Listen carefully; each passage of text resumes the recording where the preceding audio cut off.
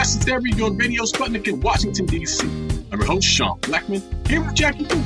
And as always, we are your guide for connecting the political, social, and economic movements shaping the world around us.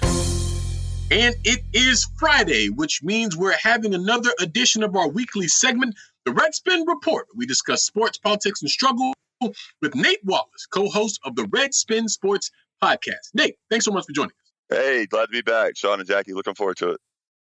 Absolutely. And Nate, the conversation around so-called amateurism in college sports and the issue of paying college athletes is really heating up here, not only in the discourse, but also on the legal end of things when it comes to college athlete Shawne Alston in this case against the NCAA that I believe is now reaching up into the Supreme Court. And so just to begin to help folks understand, if you could give some background to this issue and what it means that it's reached this level. Yeah, absolutely. So just to start off, we've talked so much about amateurism. I think it's important to point out that on Wednesday at the Supreme Court, you had NCAA attorneys in court.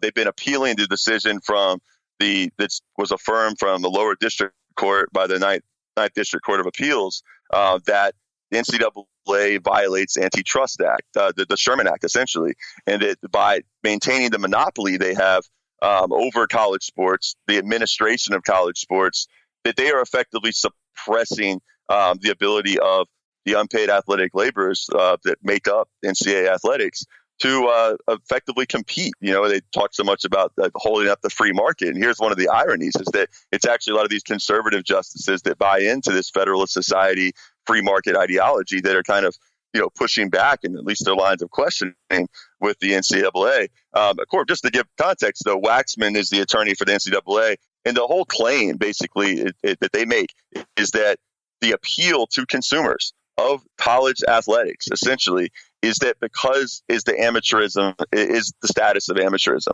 It's the idea that they are just student athletes. They're part of a university. The moment we let them become professionals, it takes away this sort of, this history. So their whole argument is precedent. Their whole argument is based on the idea that it's just, we've always done it this way. It's just always been that way. And if you take that away, no one's going to suddenly like the games anymore. It's important to point out that was pushed back on even by Elena Kagan on the Supreme Court, who had, I'll get to in a minute, but had some major critiques of that. And then you also have, it's important to look at 1984, the last time the NCAA has been in front of the Supreme Court ever at all. And this had to do with television rights back then that used to be very restrictive. But that case involving the University of Oklahoma and their Board of Regents and the NCAA dispute between those two over television rights really is relevant here because it was not until 1984 that the NCAA was forced to open up television rights. They used to be really restrictive, and under the guise, the NCAA would claim that we want to keep in-person attendance as high as possible. Well, actually opening it up and allowing the conferences to negotiate these extraordinarily lucrative deals we've seen in the 37 years since then, the conference realignment we've seen between major conferences in Division I college sports, especially the ones that are involved in the big money-making sports of football and men's basketball, has just led to an insane proliferation of the money coming in. So that's really the context we're in now. This doesn't specifically involve the name, image, and likeness stuff, but it's all related because those bills are rapidly going through state legislatures around the country. The NCAA knows change is going to have to happen. The Supreme Court will not have to rule on this until June. And this would specifically, if it's upheld, would force the NCAA to make concessions and change fundamentally the way we think of what amateurism is. And I think that's the core issue that we need to look at in terms of an overall synopsis of what's going on here. Yeah, an interesting aspect of this case, Nate, is the fact that Clarence Thomas, who rarely speaks in oral arguments, and I'm glad he doesn't, is actually, considered, obviously he's a conservative justice, considered to be pro-business. But he made a comment that I felt was really interesting, and especially coming from him. And he said that it strikes me as odd that coaches' salaries have ballooned and they are in the amateur ranks, as are the players. Now, I thought this was interesting coming from a conservative who you would think would side with the NCAA in keeping players from being paid because they're amateurs. But Thomas raised the very, very salient point that if the argument is that the players can't be paid because they're amateurs, why are the coaches who are also in the amateur ranks not only being paid, but are being paid obscene amounts of money, and their salaries keep going up? I mean, I thought that was pretty interesting coming out of this case, and I'm wondering, what you're thinking on what that comment signals for the direction this case may be taking. I think it signals that it's likely.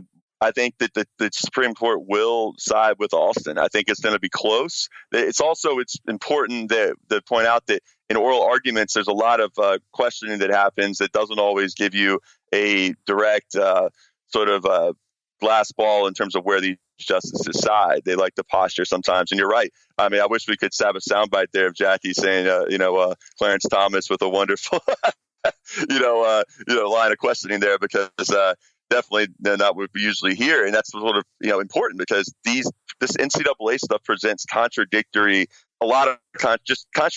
ways of, just realities here, because we usually think of Clarence Thomas. I mean, we know that if it ever involves search and seizure, anything to do with police versus a defendant and the rights of a defendant and the individual, it's funny how they always seem to side with the police and the state in those cases, especially if it's a poor black or brown or oppressed person, a worker or whatever. But if it involves the rights of property and whatnot, they side with that. I think the sports fandom angle cannot be excluded in this. Looking at Thomas, he's a huge Nebraska Cornhuskers fan. He evidently comments on message boards, from what I understand. So they're clearly bringing in a level of knowledge and expertise on this issue that doesn't otherwise exist. I think it's interesting, though, you look at the comments even from some of the liberal justices, you would think that would be the most sympathetic. And, while Elena Kagan, who I alluded to just a second ago, I think it's worth pointing out what she said. She's told the NCAA that you can only ride on history for so long. A great deal has changed since 100 years ago in the way student athletes are treated. A great deal has changed since, 1985, let alone 100 years ago. I guess it doesn't move me all that much that there is a history to this. So later, when questioning the plaintiff's case, Kagan was basically asked whether incremental increases in what athletes are allowed to make will lead to more litigation. But she's echoing essentially the concern of several justices that how they rule in this case will be the first step in kind of an avalanche of lawsuits that will chip away at the idea of what amateurism is. And I don't think that's a bad thing. But I think it is true. I mean, you have Kavanaugh wondering what the end game is, right? Referring to the floodgates argument that Kagan brings up. But you have Justice Breyer saying something interesting, that he was most he was the most adamantly opposed to his colleagues kind of treating college sports like other industries. Breyer, who's known as one of the most liberal justices on the court, especially now, says, I think if we really have a case here, it's a tough case for me. This is not an ordinary product. This is an effort to bring into the world something that has brought joy in all kinds of things to millions and millions of people. And it's only partly economic. Okay. So I worry a lot about judges getting into the business of deciding how amateur sports should be run. So it's just interesting to talk about the contradictions. I mean, Jacquie points out what Clarence Thomas is saying, and then I'm just pointing to Justice Breyer here, who you would think would be on the, on most cases, the worker side of things, but it shows how entangled this idea of amateurism is in the larger American psyche, and how it really is unique to the culture in the United States to have such strong cultural bonds and emotional ties. People have investments. We see the Final Four, men's and women's Final Four, which is coming up this coming weekend, and all the discourse around that, and the fact that there's a boss button, when you're watching March Madness on your computer, so you can hit that and have a bogus spreadsheet come up, because it's sort of this the idea being that your boss is overlooking you at work to make sure you're working, and that's sort of a joke. You see it in commercials, for March Madness, that we're all in this together, kind of. It's a national experience, and it's the question of them not being paid doesn't seem to bother the quote unquote liberal justices of the court. So a myriad of contradictions here within just the Supreme Court, and also just revealing another aspect of U.S. society that is extraordinarily contradictory and is relying on precedent that's just flat out wrong. And I think it's just another window into the kind of the crisis this country sees itself in now in this post-coronavirus, reality in which we're living. Yeah, and I think a part of that, as always, Nate, is the question of imperialism as well. And what I'm speaking to specifically is this issue of the Olympic Games that are set to be held in Beijing, China, and about how the sort of new Cold War reality that Washington is waging against Beijing and also Moscow, I think I have to mention as well, is sort of showing up in there. And this criticism that some have over whether to have the Olympic Games in Beijing, over, this myth of human rights abuses and basically accusations of genocide in China and other things that I think have been shown pretty well to basically be baseless in a number of ways. But, the way that sports sort of comes to interplay on that and the kind of, prominence that always comes with the Olympic Games being held in a place. And I'm wondering how you sort of see the connection there between, foreign policy and the way that the sports question sort of plays out, even beyond the borders of the U.S. itself. Well, yeah, the Olympics relies overwhelmingly on amateur athletics. It's the reason the Dream Team was known as there's such a big deal when that first came out, is that was before that. Olympics teams in the U.S. were always made up for men's basketball of amateur college athletes, ostensibly amateur college athletes. And I think it's a really fundamental question. I keep coming back to this idea of amateurism and how it's framed, because it gets at a very classist notion. The origins of that, the whole way the NCAA relies on that, and also the the U.S. Olympic Committee relies on amateurism, dates back to quote, gentlemen's notions of amateurism. You think of Bobby Jones, one of the founders of Augusta National Golf Club that hosts the Masters tournament in Georgia every year. He was the best golfer in the world in his time in the early half of the 20th century, was an amateur because he was a gentleman. And there's a very romanticized notion of amateurism that people of, in the ruling class and people that are, aspirational to get to that level have, because it's like the idea you do it for the love of something. But who's benefiting, right? Who's making these profits? And to the issue of the new cold, the answer to that are the TV, the NBCs of the world, the ESPNs of the world, the CBSs, the NCAAs, and the U.S. Olympic committees of the world. So it's ironic that, you're right, Senator Rick Scott here in the state of Florida is making such a push, along with Canadian politicians and others, to get the games, the Winter Olympics, removed from China. Under the auspices of Adrian Zen's research. Adrian Zen's, we know, has been proven pretty conclusively and relentlessly by the Gray Zone and their excellent reporting on the sham that is the whole idea of a Uyghur genocide going on. It is a fraud. This guy believes in apocalyptic eschatology, end times type stuff, just outrageous type views. If you just go back and dig into this guy's record, he is a sole source being cited on these claims that are coming out that are now being used to try to strip China of the Olympic Games. Let's keep in mind that there's no effort coming from the U.S. to strip Qatar of its upcoming World Cup in FIFA, despite it bribing its way, to the World Cup, gaining access to it. That's been proven. Or the fact that Qatar is, had just a deadly labor climate where it's confirmed that 6,500 people have died trying to build these stadiums. Where's the cry for that? Oh, wait, Qatar is part of U.S. national geopolitical strategic interests. They're strategically located. They allow military bases. China is a potential rival. Therefore, we have to push all this stuff. And the remarkable thing is the Uyghur stuff.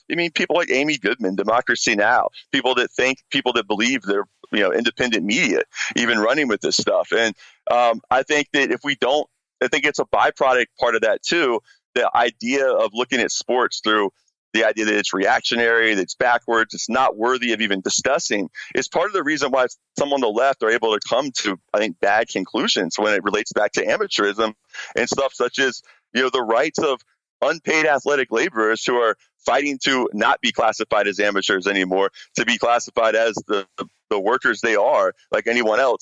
but are being told that, no, it's your job. You bring too much entertainment to us all. You bring too much joy to us all. It's a source of national cohesion, and it would just change all that. We have such a long history. The Olympics are very similar, I think, to that. It's like you have a responsibility that appeals to patriotism, and that's just sort of so shut up. It's bigger than you. It should be for love of country, love of school, whatever. And these things are used to undercut labor in very real ways, and we're seeing that play itself out right now, especially with March Madness going on in the Final Four upcoming. Yeah, Nate, a lot of these issues of not just labor rights, but the gender inequality in college sports that would be deeply impacted by a favorable ruling in this case would also benefit women athletes. So, I'm wondering if you could speak to that a little bit, and if that plays into into this case at all. Right. So, let's bring up the case of Iowa point guard Jordan Bohannon, who's been relentlessly tweeting about this and taking on the NCAA as part of the being one of the front people for the hashtag not NCAA property movement.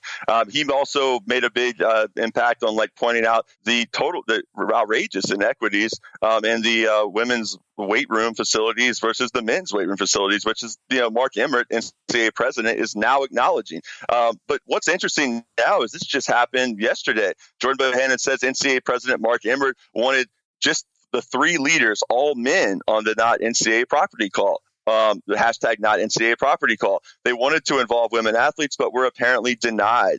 And there's even a letter written to them. Written to Dr. Emmert, who is the president of the NCAA, expressing this unhappiness by Geo Baker from Rutgers, Jordan Bohannon, and also Isaiah Livers. So again, despite the NCAA recognizing that, we had a bad example of that, they tried to initially say it was just a mistake. Right now, they're saying we need to do better, and now while they're saying they're going to try to do better, they're not even achieving any kind of, or even trying to achieve any kind of gender equity on a conference call with regards to the hashtag not NCAA property movement. So it's like they just can't get out of their way, I think, is really what's amazing with this stuff. And when you look at Jordan Bohannon, who's been tweeting out, the kind of stuff that's coming out, people saw constantly saying the idea that people calling 18 to 21-year-olds immature and you don't know what's in your best interest yet. And of course that, people responding to that by saying that you're right, you don't know what's in your best interest, and fans barraging people with that. So this idea of looking at people that are young people and trying to use the idea they're just kids is very pernicious. And I think we're seeing that more because that stuff is echoed a lot by the NCAA, and it allows for an exploitation to be considered kind of okay, Definitely. Well, we thank you so much, Nate, as always, for joining us today. We're going to leave it there and move to a break here on By Any Means Necessary on Radio Sputnik in Washington, D.C., but we will be back. So please stay with us. By any means necessary.